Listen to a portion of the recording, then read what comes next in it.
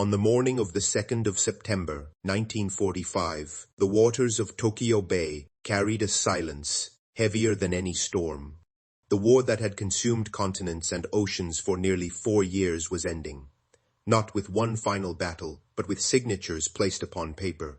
Aboard the massive deck of the American battleship, USS Missouri, Japanese officials stood in rigid silence. Their uniforms were immaculate, but their expressions betrayed exhaustion and disbelief. Before them stood Douglas MacArthur, the Supreme Commander of Allied forces, preparing to formally accept Japan's surrender. Yet the true weight of defeat was not found in the ceremony itself. It surrounded them. Tokyo Bay had become a floating fortress. More than 300 Allied warships filled the horizon. Battleships, cruisers, destroyers, submarines, and aircraft carriers, forming an unbreakable ring of steel around the remnants of the Japanese Empire.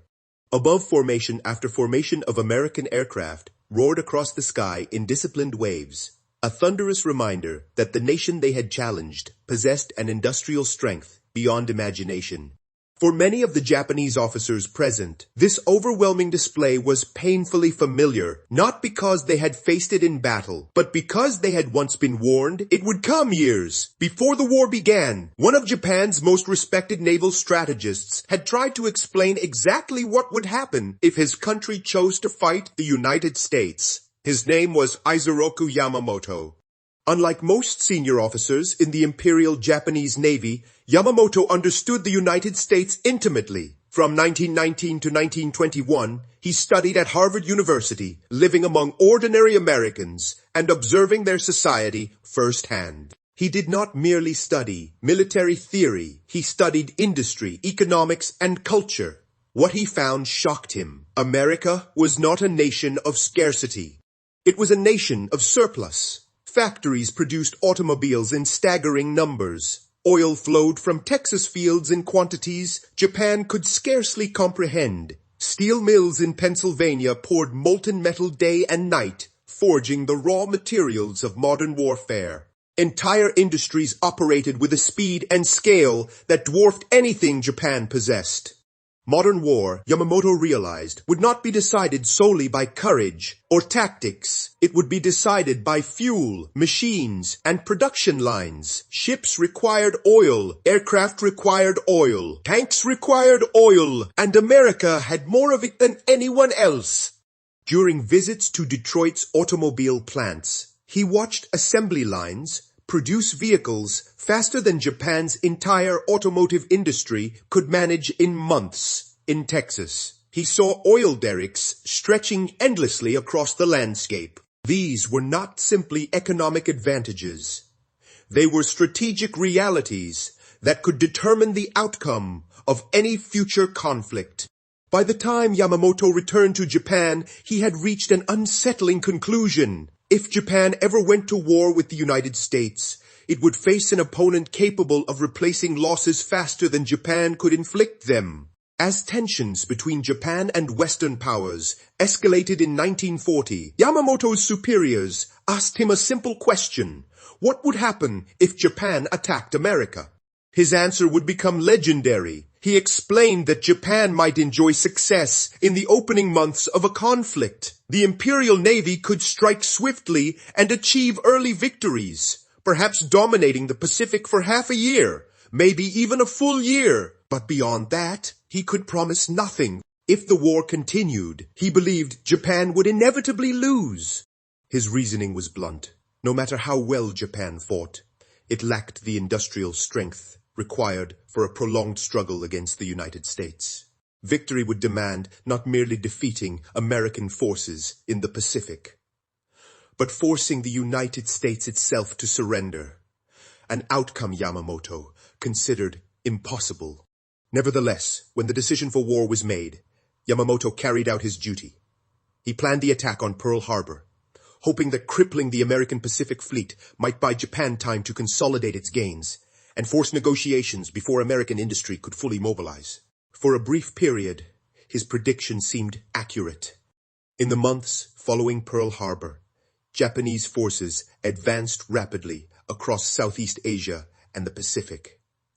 Hong Kong fell. Singapore surrendered.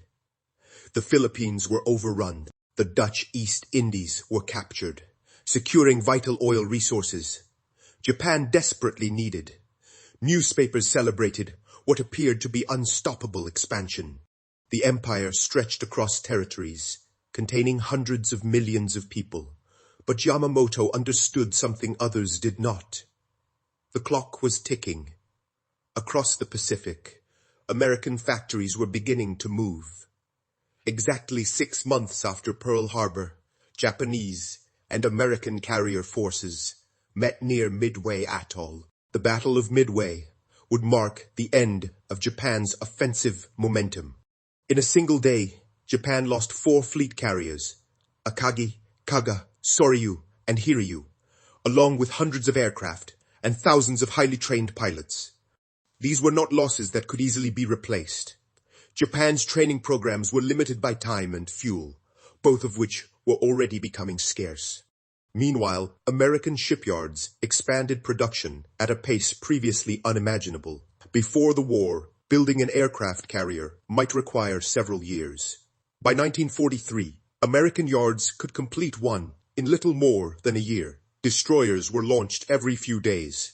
Cargo ships known as Liberty ships carried supplies across the Pacific in vast numbers, sustaining Allied offensives across thousands of miles of ocean. American factories produced aircraft, tanks, and ammunition on a scale Japan could not match. For every Japanese combat aircraft constructed, American industry produced several more. Gradually, the technological balance shifted as well. Early in the war, Japanese aircraft, such as the Zero, had dominated the skies with their agility and range, but American designs emphasized durability and firepower. Fighters like the Hellcat and Corsair carried heavier armament and protected their pilots with armor and self-sealing fuel tanks, features largely absent from Japanese planes. Losses that would have crippled Japan became routine for the United States. Damaged ships were repaired and returned to service within weeks. New squadrons of pilots completed training programs and entered combat with hundreds of hours of flight time. Japan, by contrast, struggled to replace even its most experienced aviators. By late 1942, the disparity between the two nations had become increasingly apparent, even to Emperor Hirohito. Reports reached him describing how American engineers constructed airfields in days using heavy machinery, while Japanese forces required weeks of manual labor to accomplish similar tasks. The war had become a contest between manpower and mechanization. Nowhere was this more evident than on Guadalcanal, where Japanese troops fought bravely but suffered from inadequate supplies and disease. American forces, supported by naval gunfire and steady resupply, gradually gained control of the island. Each Japanese ship sunk represented an irreplaceable loss. Each American ship sunk was replaced by another. The pattern would repeat across the Pacific. Japanese defenders fought with determination, inflicting casualties wherever possible. But American assaults arrived with overwhelming firepower, bombardment from ships offshore, aircraft overhead, and fresh infantry, advancing with reliable logistics behind them. Courage alone could not stop artillery. Discipline could not stop industrial production. By 1944, American carrier groups outnumbered their Japanese counterparts. Many times over, radar allowed American fighters to intercept incoming attacks long before they reached the fleet. During the Battle of the Philippine Sea, hundreds of Japanese aircraft were shot down in what American pilots grimly referred to as a turkey shoot. Many of Japan's remaining trained aviators perished in the battle, leaving inexperienced replacements to take their place. Soon afterward, American bombers gained access to bases from which they could strike the Japanese home islands directly. Cities were subjected to sustained air raids that destroyed factories and infrastructure essential to Japan's war effort. Industrial production collapsed as transportation networks were disrupted and raw materials became scarce, yet surrender remained politically unthinkable. Even after devastating bombing campaigns and mounting losses, some military leaders urged continued resistance, hoping to inflict enough casualties to force favorable negotiation terms. It was not until the atomic bombings of Hiroshima and Nagasaki, combined with the prospect of invasion, that Japan's leadership finally accepted defeat. Now, in Tokyo Bay, the consequences of those decisions lay visible on every horizon.